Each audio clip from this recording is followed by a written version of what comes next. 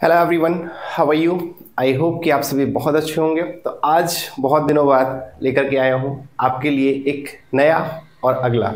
जो पुराने बच्चे हैं 23 बैच के लिए, उनके लिए नेक्स्ट लेक्चर है, और जो 24 के बच्चे हैं उनके लिए ये शायद न्यू लेक्चर है। तो चलिए बात करते हैं इस लेक्चर में। और जैसे कि मैंने ऑलरेडी प्रीवियस वीडियो में बताया ही था कि मैं आपको फिजियोलॉजी पढ़ाने जा रहा हूँ, आयुर्वेदा फिजियोलॉजी। अगर आयुर्वेदा की लैंग्वेज में बोलें तो इसे क्रिया शारीर बोलते हैं। और काफी बच्चे ये भी पूछते हैं कि सर एना का कोई चैनल बता दीजिए, पदार्थ विज्ञान का कोई चैनल बता दीजिए। तो मैं आपको बता दूं कि एक जगह अगर आप फोकस होकर के पढ़ रहे हैं तो काफी सारी आयुर्वेदा में ऐसी चीजें हैं जो एक दूसरे से कोरिलेट करती हैं। यानी कि अगर आप सिर्फ क्रिया शारीर बहुत अच्छे से पढ़ लेते हैं तो आयुर्वेदा पोर्शन फिर चाहे एना का हो या पदार्थ का हो या अष्टांग का हो, बहुत सारी चीजें, फिर चाहे चरक संहिता हो, ये कई ऐसी चीजें हैं जो एक दूसरे से कोरिलेट करके बनी हुई हैं। ठीक है, तो आपको ज्यादा इधर उधर ढूंढने की जरूरत नहीं है, एक जगह फोकस होकर के पढ़ लीजिए, सारी चीजें अपने आप आपको धीरे धीरे समझ में आने लगेंगी। और रही बात ऑनलाइन की, तो अभी तक मैंने पिछले 4 सालों में नहीं देखा है कि कोई भी ऐसा पर्सन हो जो आपको कंप्लीटली यूट्यूब पे free of cost online Ayurveda के लेक्चर्स प्रमोट करा रहा हो। तो शायद ऐसा तो अभी तक मुझे कोई नहीं मिला है। हाँ, बुकिश लैंग्वेज की बात की जाए तो कई ऐसे चैनल हैं जो किताब में लाइन बाय लाइन करके पढ़ाते हैं, तो ऐसे चैनल्स आपको मिल जाएंगे। मैं ये नहीं बोलूंगा कि आप इस चैनल पे जाओ, जो भी आपको अच्छा लगे आप सर्च करो, अपने हिसाब से देखो। मॉडर्न के लिए भी अगर आप एना पढ़ने चाहते हो, बीडीसी की लाइन बाय लाइन अगर पढ़ना चाहते हो, तो उसके लिए एक चैनल है इसेंशियल ऑफ मेडिकल साइंस, जिससे मैंने पढ़ाई करी है। एमबीबीएस के एक स्टूडेंट है, वो पढ़ाते हैं, आप वहां से पढ़ सकते हो। एना, बीडीसी वगैरह आपको बहुत अच्छे से समझ में आ जाएगी। लेकिन आयुर्वेदा के लिए आई डोंट थिंक सो कि मुझे अभी तक कोई ऐसा कोई खास पसंद नहीं आया। तो आप अपने मन से सर्च कर लो, जो आपको अच्छा लगे वहां से आप देख लो। ठीक है, तो चलो स्टार्ट करते हैं आज अपना नया लेक्चर। और आज हम लोग बात करने वाले हैं चैप्टर नंबर 3। चैप्टर नंबर 1 और 2 ऑलरेडी मैं कंप्लीट करा चुका हूं, नीचे डिस्क्रिप्शन में लिंक मिल जाएगी, तो वहां से आप जाकर के देख लेना। अगर कहा जाए तो बेसिक जो है आयुर्वेदा का वो यहीं से शुरू हो रहा है। ठीक है, पहले और दूसरे चैप्टर्स में तो एक तरह से जैसे ऑल इन वन नोटबुक होती है ना, वो 2 चैप्टर्स ऐसे ही हैं कि पूरा हमें फिजियोलॉजी में क्या पढ़ना है वो उन 2 चैप्टर्स में बताया है। लेकिन जो स्टार्टिंग से जहां से शुरुआत हो बेसिक, वो आपका ये चैप्टर है, दैट इज चैप्टर नंबर 3। इसका नाम है त्रिदोष। एनसीआईएसएम का जो सिलेबस है मैं उसी सिलेबस के अकॉर्डिंग ही पढ़ाऊंगा, कोई भी चीज उससे बाहर नहीं होगा और कोई भी चीज उससे हट करके नहीं होगा। ठीक है, एक्स्ट्रा नॉलेज के लिए आप बाद में मेरे से बात कर सकते हैं, नीचे व्हाट्सएप नंबर दे रखा है। और एक चीज मैं बता दूं कि इंस्टाग्राम पे अगर आप मैसेज कर रहे हैं तो प्लीज ये मत सोचिएगा कि तुरंत आपको रिप्लाई मिल जाएगा। अभी इंस्टाग्राम हाल फिलहाल में नहीं यूज कर रहा हूं, तो आप चाहें तो व्हाट्सअप कर सकते हैं या टेलीग्राम का ग्रुप दे रखा है, उसे ज्वाइन करके वहां मुझसे बात कर सकते हैं। ठीक है, तो चलिए हम लोग बात करते हैं त्रिदोष। अब त्रिदोष क्या होता है, साफ साफ आपको समझ में आ रहा होगा, वात पित्त और कफ। कहीं ना कहीं आपने सुना होगा, या अभी बहुत जगह चल रहा है प्रकृति परीक्षण। आयुर्वेदा वाले बच्चों को पढ़ाई लिखाई सब एक तरफ कर करके सिर्फ प्रकृति परीक्षण करिए, प्रकृति परीक्षण करिए। और प्रकृति परीक्षण अगर किसी से पूछा जाए तो ना तो जिसका आप क्यूआर ले रहे हैं उसे मालूम है, और आप जो कर रहे हैं आपको भी शायद इतना एक्सप्लेनेशन नहीं मालूम कि उसे क्या समझाएं, क्या बताएं। बहुत सारे लोग तो ये बोल रहे हैं कि अगर आप प्रकृति परीक्षण करेंगे तो आपको फ्री ऑफ कॉस्ट दवा मिलेगी, फ्री ऑफ कॉस्ट आपका इलाज होगा। तो ऐसा कुछ नहीं होने वाला है। ठीक है, खैर जो भी है, ऊपर से आदेश से करना पड़ेगा, अच्छा है बुरा है ये तो वक्त बताएगा। खैर, कमिंग टू द टॉपिक, अब हम बात करते हैं त्रिदोष की। बेसिक छोटी छोटी चीजों से हम लोग बात करेंगे। तो सबसे पहले स्टार्ट करें जनरल डिस्क्रिप्शन ऑफ त्रिदोष। त्रिदोष होता क्या है हम लोग उसकी भी बात करेंगे। सबसे पहले अगर हम बात करें निरुक्ति या डेफिनेशन, मतलब कहां से ये वर्ड आया है और इसका क्या मतलब होता है। As per Sharangdhar, dosha are called so as they vitiate others. दोष क्यों कहा गया, दोष इसलिए कहा गया क्योंकि ये दूसरों को भी दूषित करते हैं। मतलब खुद तो होते ही होते हैं, दूसरों को भी दूषित करते हैं, that's why it is called दोष। ठीक है, अब यहां बोला गया है दूष्यंत इति ही दोषा, यानी कि दोष वो है जो खुद भी दूषित हो और दूसरों को भी दूषित करे। तो वही चीज कह रहा है कि designated as doshas because of their capacity to vitiate and themself become vitiated, मतलब दूसरों को दूषित करें और खुद भी दूषित हो जाएं बाय अदर्स, दूसरों से। Factors it is designated as doshas, और इन्हें ही हम लोग दोष कह रहे हैं। सबसे पहले अगर बात करी जाए त्रिदोष की, तो यहां पर त्रिदोष का मतलब 3 दोष की बात करी गई है। सबसे पहले हम लोग बता रहे हैं कि दोष क्या होते हैं, फिर 3 कौन कौन से हैं वो तो बात की बात है, ठीक है, बहुत सारे बच्चे जानते भी हैं ऑलरेडी। यहां पर हम लोग बात कर रहे हैं कि दोष क्या होते हैं। तो दोष अलग अलग आचार्यों के अनुसार अलग अलग क्या डेफिनेशन दी गई है दोष की, वही हम लोग बात कर रहे हैं। कि सारंगधर ने बोला है कि जो दूसरों को दूषित करें उन्हें दोष बोला गया है। फिर अगली डेफिनेशन दी गई है कि जो दूसरों को तो दूषित करे ही but become vitiated by other factors, और दूसरे फैक्टर से खुद भी दूषित हो जाएं, उन्हें दोष बोला गया है। फिर उसके बाद अष्टांग संग्रह में देखा जाए तो उसने क्या बोला है, due to their tendency of polluting या causing abnormalities others they are known as doshas, यानी कि जो दूसरों को पॉल्यूटिंग यानी पॉल्यूट्स करें, है ना, या फिर एबनॉर्मेलिटी क्रिएट करें, उन्हें दोष बोला गया है। अब ये होता है रेफरेंस, ठीक है। कुछ बच्चे अगर ये सोचते हैं कि सर हम तो क्वेश्चन सही लिख करके आए थे, हमने आंसर भी बिल्कुल सही लिखा था, लेकिन पूरे नंबर नहीं मिले, उसका एक रीजन है, आप श्लोक तो लिखते हैं लेकिन उसके बाद रेफरेंस लिखना भूल जाते हैं कि ये श्लोक कहां से आया है, किस पुस्तक में, किस बुक में ये दिया गया है। अगर आप ये रेफरेंस लिखते हैं और श्लोक के साथ फिर डेफिनेशन उसको एक्सप्लेन करते हैं तो चांसेस हैं कि आपको पूरे में पूरे नंबर मिलेंगे। रेफरेंस क्या मतलब है, बहुत सारे बच्चे अभी नए आए हैं, उन्हें समझ में ही नहीं आता होगा ये आ लिखा है, सा लिखा है, पा लिखा है, चा लिखा है, क्या है ये। तो ये रेफरेंसेस हैं, अलग अलग आचार्यों ने अलग अलग डेफिनेशन दी है, अलग अलग किताबों में लिखा हुआ है, उन किताबों के हिसाब से ही रेफरेंस लिया जाता है। तो ये रेफरेंस है, इसमें लिखा हुआ है अष्टांग संग्रह सूत्र स्थान 20 श्लोक नंबर 5, ठीक है। ये चैप्टर होता है, ये श्लोक नंबर होता है, नहीं पता है तो नोट कर लो, ठीक है। इस तरह से पढ़ते हैं इस चीज को, रेफरेंस को। अगली डिफिनेशन क्या है, अगर हम गणानाथ सेन आचार्य हैं उनके हिसाब से देखें तो उन्होंने बताया है कि which pollutes the body and mind. उन्होंने दोष की डिफिनेशन दी है कि जो शरीर और दिमाग दोनों को पॉल्यूट करे, ठीक है। अभी तक बात कर रहे थे कि दोषों को दूषित करे, अब यहां पर शरीर और दिमाग को पॉल्यूट करे, वो होते हैं दोष। उसके बाद अगले आचार्य चक्रपाणी, उन्होंने क्या बोला है, ये अलग अलग आचार्यों के द्वारा दी गई डिफिनेशन है, ठीक है, तो इसको अलग अलग ही रखें। अगर आचार्य चक्रपाणी के हिसाब से देखें तो उन्होंने बोला है कि व्याधि एज अ सिनोनिम्स ऑफ दोष। आचार्य चक्रपाणी ने क्या बोला है, उन्होंने बोला है कि व्याधि ही क्या होती है, दोष होती है।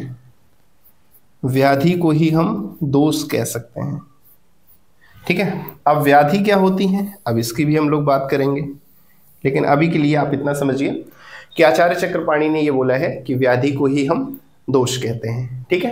अभी आगे बात करते हैं और आचार्यों ने क्या क्या अपने मत दिए हैं। अब नेक्स्ट बात करते हैं, अगला बोल रहा है कि which does not need any other agent to vitiate और pollutes other, that is known as doshas. दोष वो भी होते हैं जिसे किसी भी दूसरे एजेंट की जरूरत ना पड़े, खुद ही दोष क्रिएट भी कर दे और खुद ही दोष भी कहलाएं, तो ये बोला गया है दोष के बारे में। अगले आचार्य का मत है कि which is present at the time of formation of constitution.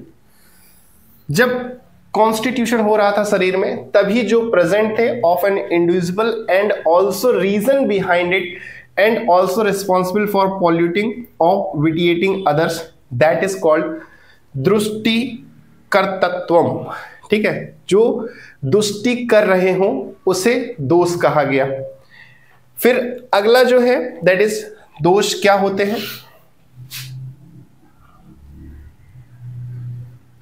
अगला दोष बोला गया कि dosha are dosha which vitiate body, speech and mind. ठीक है, अभी बॉडी और माइंड बोला गया था, यहां बॉडी, स्पीच और माइंड तीन चीजें जोड़ दी गई हैं। दीज आर वात या और भी चीजें हो सकती हैं, एंड ऑल्सो फीवर। ठीक है, या जिसे हम फीवर के नाम से भी जाने, ठीक है, जो बुखार वगैरह करे उसे भी दोष कहते हैं, कॉज्ड बाय देम, और ये दोष के द्वारा ही बुखार वगैरह होता है या वात में डिस्टरबेंस आती है, ऐसा बोला गया है। ठीक है, तो ये दोष के बारे में कुछ अलग अलग आचार्यों ने अपने अपने मत दिए हैं। अब आप अपने हिसाब से जो आपको अच्छा लगे वो आप याद कर लीजिएगा। इतने सारे आचार्यों के अलग अलग मत याद करने की कोई जरूरत नहीं है। आई होप सो कि आपको कोई ना कोई एक जरूर समझ में आ गया होगा कि दोष क्या होते हैं। ठीक है, ठीक है, तो मेरा काम था आपको दोष समझाना, और आई होप सो कि आपको एक न एक कोई डिफिनेशन जरूर याद हो गई होगी कि दोष क्या होते हैं। ठीक है, अब हम लोग आगे चलते हैं, क्योंकि बेसिकली इस चैप्टर में त्रिदोष यानी कि तीन दोष के बारे में ही बात कर रहे हैं। तो दोष की डिफिनेशन क्या है ये समझ में आ गई। अब त्रिदोष क्या होते हैं, उसमें अगला क्या चीज है इसकी हम लोग बात कर लेते हैं। ओरिजिन ऑफ दोष एंड रिलेशन बिटवीन दोष एंड पंचमहाभूत। पंचमहाभूत आप सभी जानते होंगे, कहीं ना कहीं सुना होगा। एक कॉमन सी लैंग्वेज में आम आदमी भी बोल देता है कि ये मिट्टी का शरीर है, एक दिन मिट्टी में मिल जाएगा। तो इसका क्या मतलब है? तो इसका ये मतलब है कि कोई भी सब्सटेंस, कोई भी एलिमेंट, कुछ भी जो आप देख रहे हैं, चाहे वो लिविंग हो, नॉन लिविंग हो, चाहे जो भी हो, यहां क्या बोला गया है कि pancha mahabhuta are the basic 5 element of universe by which all the living and non living creatures, ये कोई भी चीज हो, इंसान हो यानी कि लिविंग या नॉन लिविंग, चाहे आपका मोबाइल हो, चाहे ये मार्कर हो, कुछ भी चीज हो, चाहे आपकी ये बुक्स हो, ये एक दिन समाप्त होकर के कहाँ जाएंगी? इसी दुनिया में, इसी यूनिवर्स में समा जाएंगी। इसीलिए कहते हैं कि मिट्टी का शरीर है, मिट्टी में ही मिल जाएगा, यहीं आग लगाई जाएगी, यही पानी में हम लोग को बहा दिया जाएगा, जिसके कहीं मिट्टी में दफन कर दिया जाएगा। तो कहीं ना कहीं इन्हीं 5 चीजों से मिलकर बना है और इन्हीं 5 चीजों में सम्मिलित हो जाएगा। ठीक है, तो वही चीज कह रहा है कि लिविंग हो चाहे नॉन लिविंग हो, सभी क्रिएचर्स किससे बने हुए हैं? इन 5 बेसिक एलिमेंट से मिलकर के बने हुए हैं। और ये कौन कौन से हैं? ये है आकाश, वायु, अग्नि, जल और पृथ्वी। इन्हीं को पंच महाभूत भी कहा गया है। अब एक चरक संहिता में बहुत अच्छा सा श्लोक दे रखा है, जिसमें ये बताया जाता है कि सर्व द्रव्यम पांच भौतिकम अस्मिन अर्थो, यानी कि इसमें बोला है कि सभी द्रव, अब द्रव का मतलब लिक्विड पदार्थ नहीं है, द्रव का मतलब है कि जितने भी सब्सटेंस हैं वो सभी इन्हीं 5 चीजों से मिलकर के ही बने हुए हैं। अब रेफरेंस मैंने आपको सिखाया है कैसे पढ़ते हैं, तो एक बार अपने मन से पढ़ के देखिए कि इस रेफरेंस को क्या पढ़ेंगे। इसे पढ़ेंगे चरक सूत्र स्थान चैप्टर 26 और श्लोक नंबर 10। ठीक है, चरक मैं लिख देता हूं क्योंकि अभी आपके दिमाग में ये आता नहीं होगा। सूत्र स्थान, ठीक है, फिर यहां चैप्टर नंबर और यहां श्लोक नंबर। ठीक है, तो ये रेफरेंस को बार बार पढ़ने की आदत डाल लीजिए। ठीक है, याद करना हो तो याद भी कर लिया करिए कि ये किसका है। बाकी ऐसा सच इतना इंपॉर्टेंट नहीं है, लेकिन फिर भी कोशिश ये करिए कि पढ़ना आना चाहिए आपको। यहां पर बोला है कि this is specifically mentioned in Ayurvedic treatise, Charaka Samhita, Ayurveda की महान ग्रंथ कह लो, that is Charaka Samhita, that all drava या सब्सटेंस इज कॉन्स्टिट्यूटेड बाय 5 महाभूत। तो वहां भी यही बताया गया है कि जो भी सब्सटेंस है इस धरती पे, जो भी आपको दिख रहा है, वो इन्हीं 5 महाभूतों से, इन्हीं 5 महाभूत से मिलकर के बना हुआ है। अब हम लोग बात कर रहे थे ओरिजिन ऑफ दोष और उनका महाभूत के साथ क्या संबंध है, तो ये चीज तो हमने देख लिया। अब आगे हम लोग समझते हैं कि और श्लोक के अनुसार अलग अलग आचार्यों ने अलग अलग तरीके से क्या बताया है कि दोष कहां से ओरिजिनेट हुए हैं। तो चलिए सबसे पहले श्लोक के हिसाब से देखते हैं। ये दिया है सुश्रुत सूत्र स्थान 42 चैप्टर श्लोक नंबर 5। श्लोक क्या कह रहा है? आचार्य सुश्रुत ने क्या बोला है कि तत्र वायोर आत्मैव आत्मा पित्तम आग्नेयम श्लेष्म सौम्य इति। अब यहां पर इन्होंने बता दिया है वायोर आत्मैव आत्मा, यानी वात के बारे में, पित्तम आग्नेयम पित्त के बारे में, और श्लेष्म सौम्य इति, श्लेष्म बोलते हैं कफ को, तो कफ के बारे में। एक्सप्लेनेशन देखते हैं कि सुश्रुत सेड दैट वायु या आत्मा, वायु या जिसे आत्मा बोला गया है, ओरिजिनेटेड, ये है क्या, ओरिजिनेटर है किसका, वात का, यानी कि वात कहां से ओरिजिनेट हुआ है, वायु से ओरिजिनेट हुआ है। पित्त इज आग्नेय, पित्त क्या है, आग्नेय है, यानी कि हॉट है, अग्नि जिसे हम कहें, तो पित्त को हम लोग अग्नि भी कह सकते हैं। बाय नेचर मींस पित्त गेट्स ओरिजिनेटेड फ्रॉम अग्नि, और पित्त कहां से ओरिजिनेट हुआ है, अग्नि से। नेक्स्ट, द्रव्य हीट या हॉट, ठीक है, इसी को अग्नि कैसी होती है, हीट या हॉट, कुछ भी कह लें आप। फिर उसके बाद श्लेष्म, अगर हम बात करें श्लेष्म की, या इसी को कफ बोलते हैं, ये कैसा है, सौम्य है, ठीक है, सौम्य मत पढ़ लेना इसे, ये है सौम्य, कुछ बच्चे इसे सौम्य पढ़ लें, ठीक है। तो सौम्य यानी कि वाटरी, अगर देखा जाए तो जो कफ है उसका नेचर कैसा है, पानी की तरह, वाटरी है, सौम्य है, बहुत हल्का है, ठीक है। फिर उसके बाद अलग आचार का मत है, तो आचार डल्हर ने क्या बोला है उसको देख लेते हैं। इन्होंने बोला है तत्र वायोर वायुरेव हेतु पित्तस्य अग्निर हेतु कफस्य हेतुरापा। एक और श्लोक है चक्रपाणी ने दिया है, उसको भी देख लेते हैं, फिर दोनों को मैच कर लेंगे कि किसने क्या अलग बताया है। तत्र वायुर वायुरेव योनि पित्तस्य अग्नि कफस्यापः। अब बहुत सारे बच्चे सोच रहे हैं सर क्या पढ़ रहे हैं ये, इसका क्या यूज है, मेडिकल साइंस में हम ये श्लोक से पेशेंट का इलाज कैसे करेंगे। आप तो बस पढ़ाई जा रहे, समझ में तो आने दीजिए क्या है श्लोक, इससे कैसे हम किसी पेशेंट को ट्रीट करेंगे। तो देखो, सबसे पहली चीज एक बात हमेशा याद रखना कि युद्ध के मैदान में युद्ध नहीं सीखा जाता, युद्ध लड़ा जाता है। अगर आप रेस कर रहे हैं तो रेस सीखी नहीं जाती, सीखी पहले जाती है, उस दिन रेस की जाती है। अभी आप किस फेज में हैं, अभी आप इस फेज में कि अभी आप सीख रहे हैं कि क्या चीज क्या होती है, ठीक है, बीमारियां कैसे जन्म लेती हैं, फिर उसका इलाज क्या है, क्या उसका क्योर है, ये बात की बात है।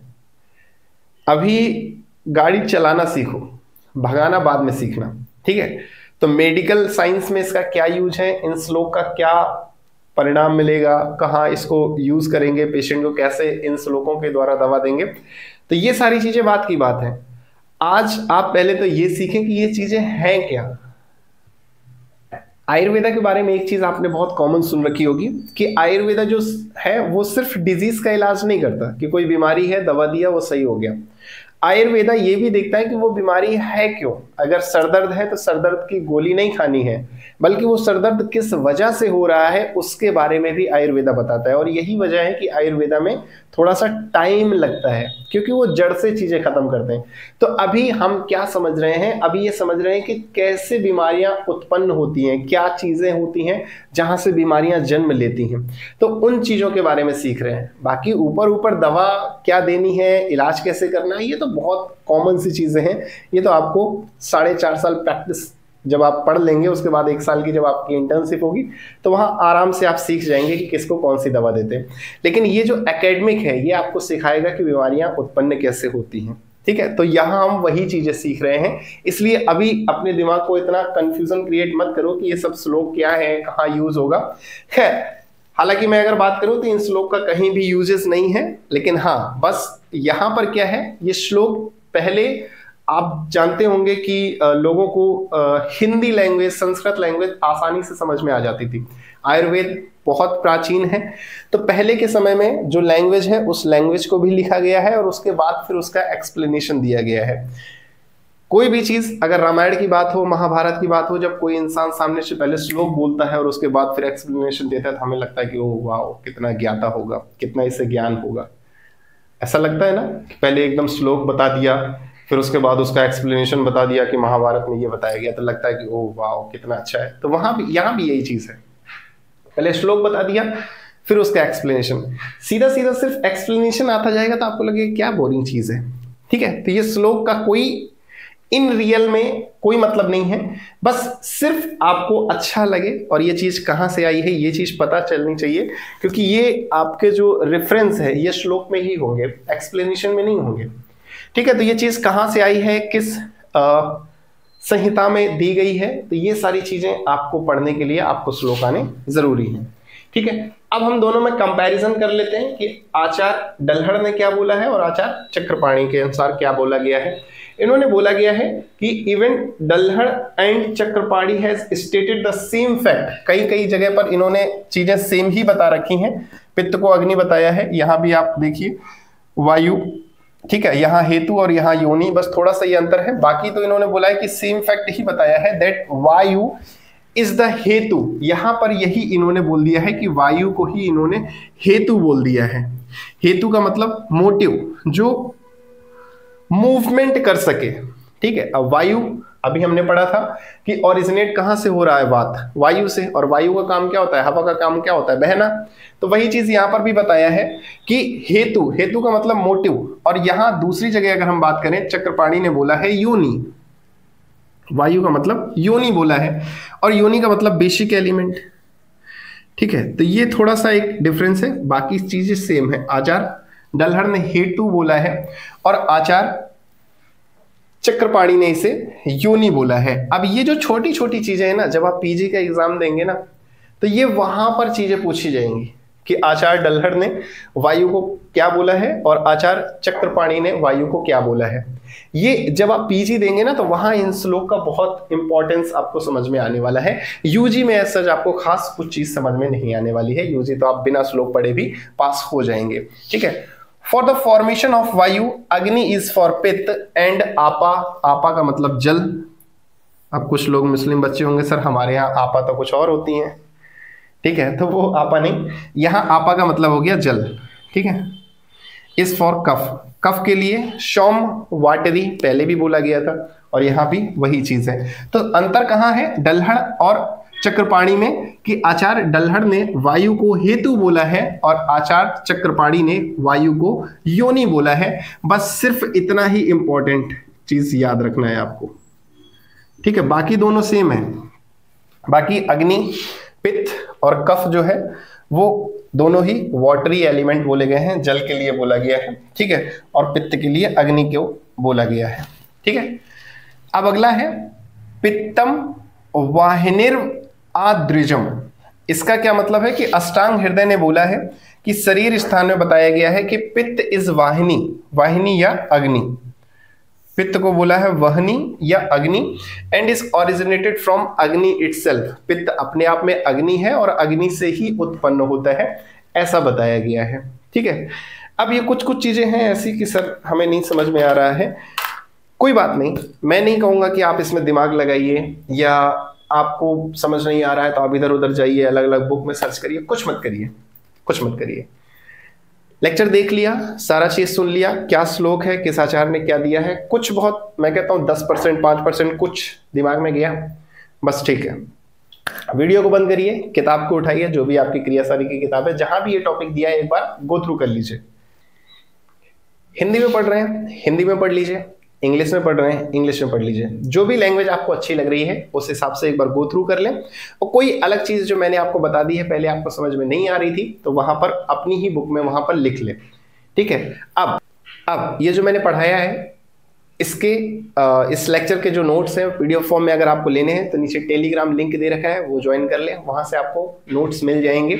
ठीक है, मैं अपने तरीके से, बुक इस लैंग्वेज तो है ही, लेकिन बुक में जिस हिसाब से लिखा है उसको और इजी तरीके से मैं अपने नोट्स में आपके साथ शेयर करूंगा। ठीक है, जिन्होंने मेंबरशिप नहीं ली है वो मेंबरशिप ले लें, क्योंकि वीडियोस जो हैं वो आगे मेंबर्स में ही आने वाले हैं, इसलिए जिन्होंने मेंबरशिप नहीं ली है वो ले लें। अगर कोई डाउट रह जाता है तो आप नीचे कमेंट कर सकते हैं, या मेरा व्हाट्सअप नंबर दे रखा है या मेरी वेबसाइट दे रखी है, वहां से भी आप मेरा नंबर ले सकते हैं और मुझे व्हाट्सअप कर सकते हैं। ठीक है, आई होप सो कि आज का वीडियो आपके लिए हेल्पफुल रहा होगा। मिलते हैं किसी और वीडियो के साथ, till then take care, have a nice day and best of luck for your future. Thank you.